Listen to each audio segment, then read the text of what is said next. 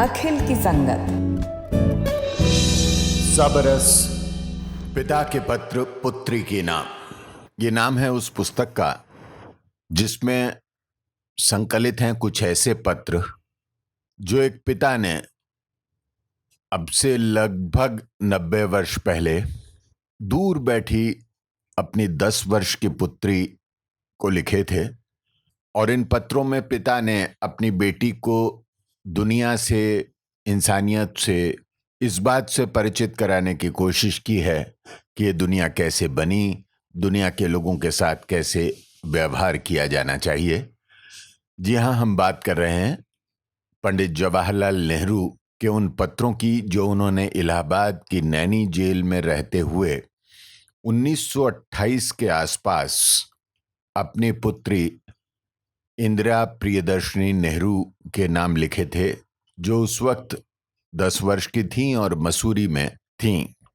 हम इन पत्रों को सिर्फ इसलिए पढ़ रहे हैं क्योंकि हमें लगता है कि आज गूगल, विकिपीडिया और इंटरनेट के युग में जब चौतरफा तकनीक और सूचना की बौछार है, तब लोग ये जानें, खासतौर पर किशोर और युवा ये समझें कि किस तरह से एक पिता उस जमाने में जब कोई ऐसी सुविधा नहीं थी, अपने बच्चों से, अपनी पुत्री से जिसकी उम्र सिर्फ 10 साल है, संवाद करना चाहता है।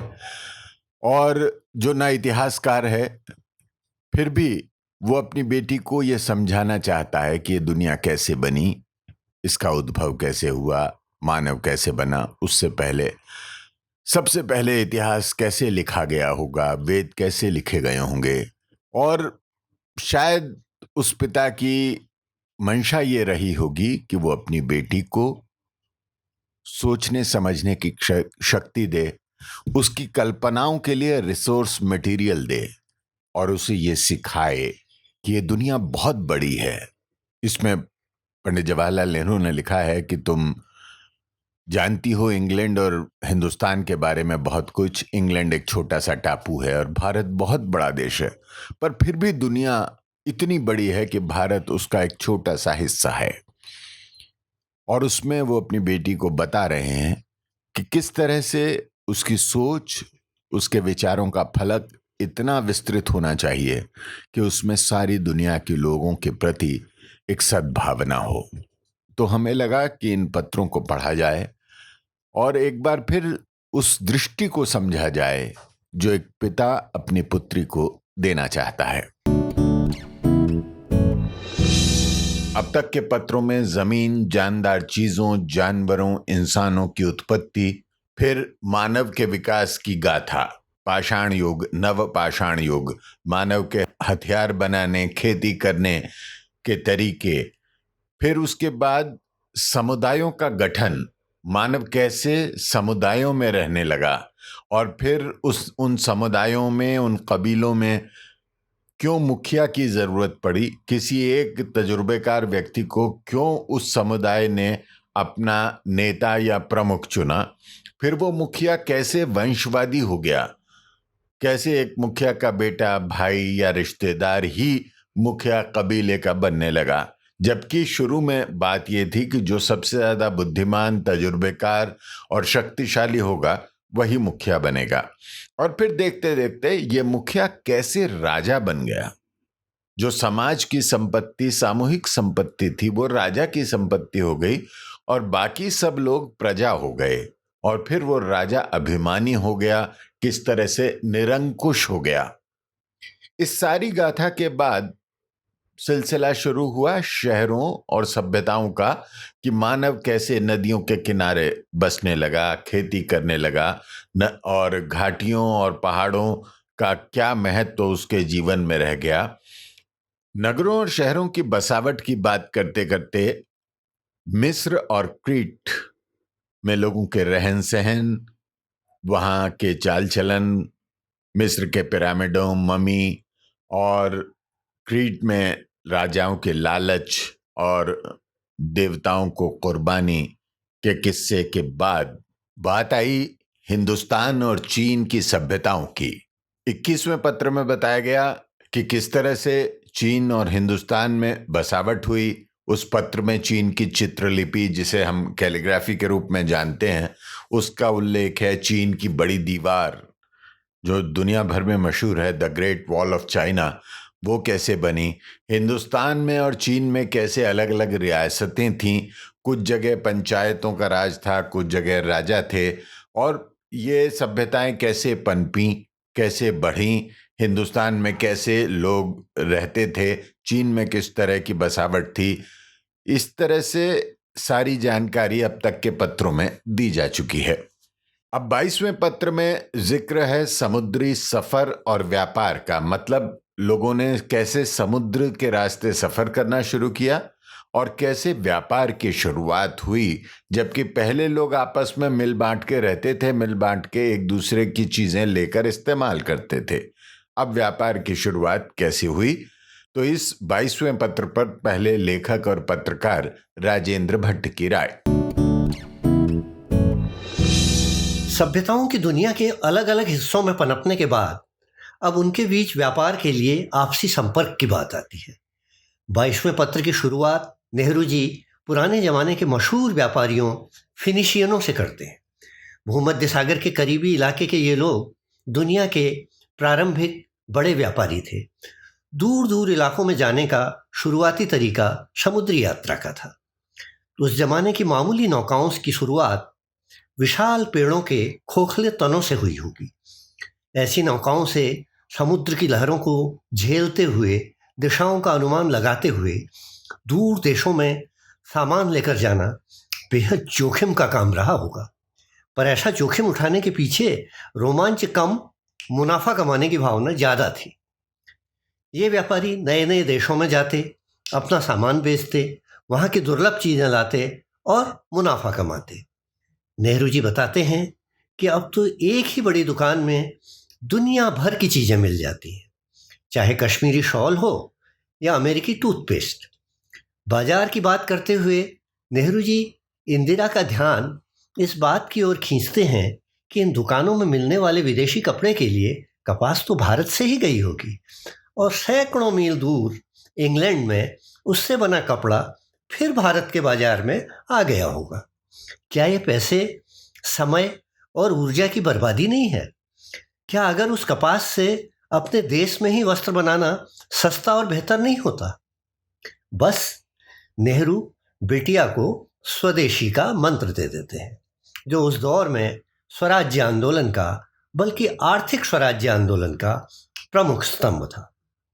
नेहरू जी कहते हैं, तभी तो हम देशी खद्दर पहनते हैं और विदेशी वस्त्र नहीं खरीदते, और इस तरह अपने देश के गरीब बुनकरों और जुलाहों की मदद करते हैं।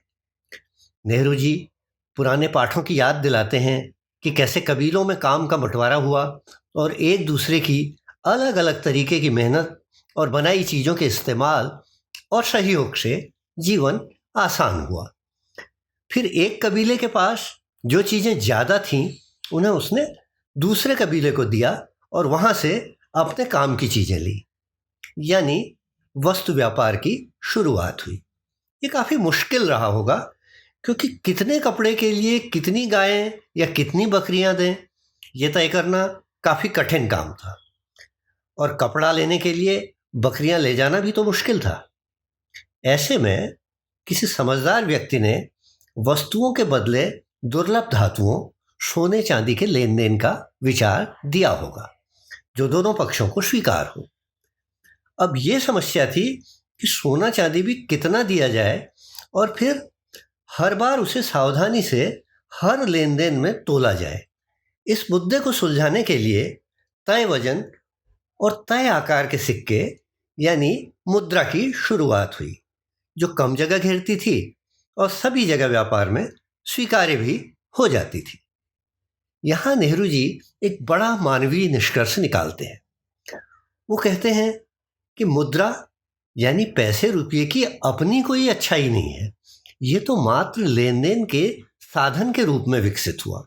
लेकिन कुछ मूर्ख लोग पैसे के इस वाजिब इस्तेमाल की बात को तो भूल जाते हैं और सारी ताकत इसे बटोरने में लगा देते हैं। नेहरू जी फिर उसी मूर्ख और दुखी राजा मिडास की बात याद दिलाते हैं, जिसने सोना बटोरने के चक्कर में अपना सुख चैन गंवा दिया। इस तरह धन के लालच में घटियापन की छाप वह बिटिया के मन में छोड़ देते हैं। समुद्री सफर और व्यापार। फिनिशियन भी पुराने जमाने की एक सभ्य जाति थी।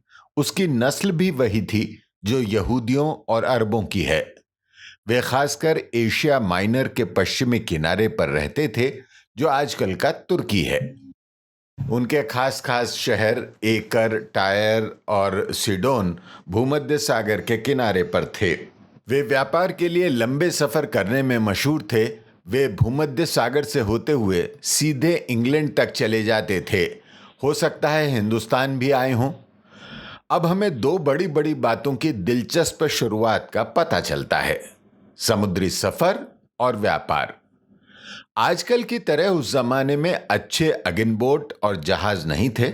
सबसे पहली नाव किसी दरख्त के तने को खोखला करके बनी होगी। उसे चलाने के लिए डांडों से काम लिया जाता था और कभी कभी हवा के जोर के लिए तिरपाल लगा देते थे।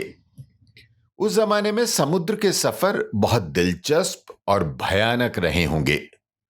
अरब सागर को एक छोटी सी कश्ती पर, जो डांडों और पालों से चलती हो, पार करने का ख्याल तो करो। उनमें चलने फिरने के लिए बहुत कम जगह रहती होगी और हवा का एक हल्का सा झोंका भी उन्हें ऊपर नीचे कर दिया करता होगा। अक्सर वो डूब भी जाती थी। खुले समुद्र में एक छोटी सी कश्ती पर निकलना बहादुरों ही का काम था। उसमें बड़े बड़े खतरे थे और उनमें बैठने वाले आदमियों को महीनों तक जमीन के दर्शन नहीं होते थे।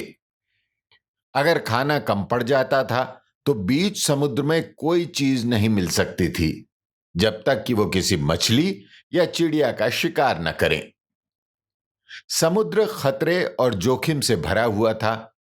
पुराने जमाने के मुसाफिरों को जो खतरे पेश आते थे, उसका बहुत कुछ हाल किताबों में मौजूद है। लेकिन इस जोखिम के होते हुए भी लोग समुद्री सफर करते थे। मुमकिन है कुछ लोग इसलिए सफर करते हों कि उन्हें बहादुरी के काम पसंद थे, लेकिन ज्यादातर लोग सोने और दौलत के लालच से सफर किया करते थे। वे व्यापार करने जाते थे, माल खरीदते थे, बेचते थे और धन कमाते थे। व्यापार क्या है? आज तुम बड़ी बड़ी दुकानें देखती हो और उनमें जाकर अपनी जरूरत की चीज खरीद लेना कितना सहज है। लेकिन क्या तुमने ध्यान दिया है कि जो चीजें तुम खरीदती हो वो आती कहां से हैं? तुम इलाहाबाद की एक दुकान में एक ऊनी शॉल खरीदती हो। वो कश्मीर से यहां तक सारा रास्ता तय करता हुआ आया होगा। ऊन कश्मीर और लद्दाख की पहाड़ियों में भेड़ों की खाल पर पैदा हुई होगी। दांत का मंजन जो तुम खरीदती हो, शायद जहाज और रेलगाड़ियों पर होता हुआ अमेरिका से आया हो। इसी तरह चीन, जापान, पेरिस या लंदन की बनी हुई चीजें भी मिल सकती हैं। विलायती कपड़े के एक छोटे से टुकड़े को ले लो जो यहां बाजार में बिकता है। रुई पहले हिंदुस्तान में पैदा हुई और इंग्लैंड भेजी गई। एक बड़े कारखाने ने इसे खरीदा, साफ किया, इसका सूत बनाया और तब कपड़ा तैयार किया। यह कपड़ा फिर हिंदुस्तान आया और बाजार में बिकने लगा। बाजार में बिकने के पहले इसे लौटा फेरी में कितने हजार मीलों का सफर करना पड़ा। यह नादानी की बात मालूम होती है कि हिंदुस्तान में पैदा होने वाली रुई इतनी दूर इंग्लैंड भेजी जाए, वहां उसका कपड़ा बने और फिर वो हिंदुस्तान में आवे। इसमें कितना वक्त, रुपया और मेहनत बर्बाद हो जाती है।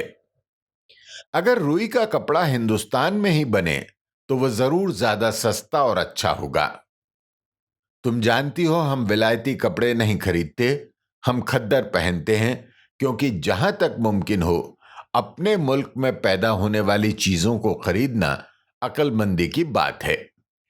हम इसलिए भी खद्दर खरीदते और पहनते हैं कि उससे उन गरीब आदमियों की मदद होती है जो काटते और बुनते हैं। अब तुम्हें मालूम हो गया होगा कि आजकल व्यापार कितनी पेचीदा चीज है। बड़े बड़े जहाज एक मुल्क का माल दूसरे देश को पहुंचाते रहते हैं, लेकिन पुराने जमाने में यह बात नहीं थी। जब हम पहले पहल किसी एक जगह आबाद हुए तो हमें व्यापार करना बिल्कुल नहीं आता था। आदमी को अपनी जरूरत की चीजें खुद बनानी पड़ती थी। यह सच है कि उस वक्त आदमी को बहुत चीजों की जरूरत ही नहीं थी। जैसा तुमसे पहले कह चुका हूं, उसके बाद जाति में काम बांटा जाने लगा। लोग तरह तरह के काम करने लगे और तरह तरह की चीजें बनाने लगे। कभी कभी ऐसा होता होगा कि एक जाति के पास एक चीज ज्यादा होती होगी और दूसरी जाति के पास दूसरी चीज। इसलिए अपनी अपनी चीजों को अदल बदल लेना उनके लिए बिल्कुल सीधी बात थी। मिसाल के तौर पर एक जाति एक बोरे चने पर एक गाय दे देती होगी। उस जमाने में रुपया नहीं था, चीजों का सिर्फ बदला होता था। इस तरह बदला शुरू हुआ। इसमें कभी कभी दिक्कत पैदा होती होगी। एक बोरे चने या इसी तरह की किसी दूसरी चीज के लिए एक आदमी को एक गाय या 2 भेड़ें ले जानी पड़ती होंगी, लेकिन फिर भी व्यापार तरक्की करता रहा। जब सोना और चांदी निकलने लगा तो लोगों ने उसे व्यापार के लिए काम में लाना शुरू किया। उन्हें ले जाना ज्यादा आसान था और धीरे धीरे माल के बदले में सोने या चांदी देने का रिवाज चल पड़ा। जिस आदमी को पहले पहल ये बात सूझी होगी वो बहुत होशियार रहा होगा। सोने चांदी के इस तरह काम में लाने से व्यापार करना बहुत आसान हो गया। लेकिन उस वक्त भी आजकल की तरह सिक्के नहीं थे। सोना तराजू पर तौलकर दूसरे आदमी को दे दिया जाता था।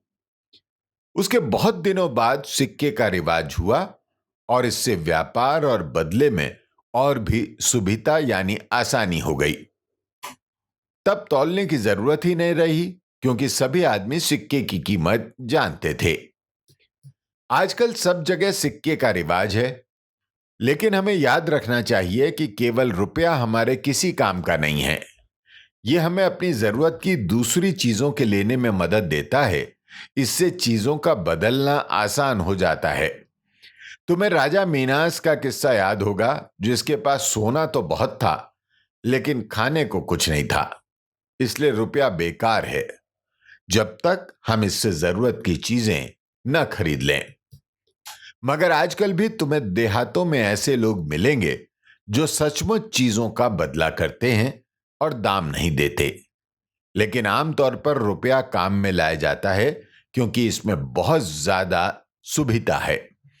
कुछ नादान लोग समझते हैं कि रुपया खुद ही बहुत अच्छी चीज है और वो उसे खर्च करने के बदले बटोरते और गाड़ते हैं। इससे मालूम हो जाता है कि उन्हें यह नहीं मालूम कि रुपये का रिवाज कैसे पड़ा और यह दरअसल क्या है। तो यह था 22वां पत्र, समुद्री सफर और व्यापार, जिसमें बताया गया कि समुद्री सफर की शुरुआत कैसे हुई, लोग कमाई के लालच में किस तरह समुद्री सफर का जोखिम उठाते थे, और फिर व्यापार क्या है, उसकी शुरुआत कैसे हुई, सिक्के कैसे चलने लगे, सोने चांदी से तिजारत कैसे होने लगी, फिर रुपया आ गया। और रुपया अपने आप में कोई काम की चीज नहीं है जब तक उससे कुछ खरीदा न जा सके। तो ये सिलसिला आगे जारी रहेगा। सुनते रहिए पिता के पत्र पुत्री के नाम। सब रस में नमस्कार। अखिल की संगत YouTube चैनल पर आप और भी बहुत कुछ सुन सकते हैं।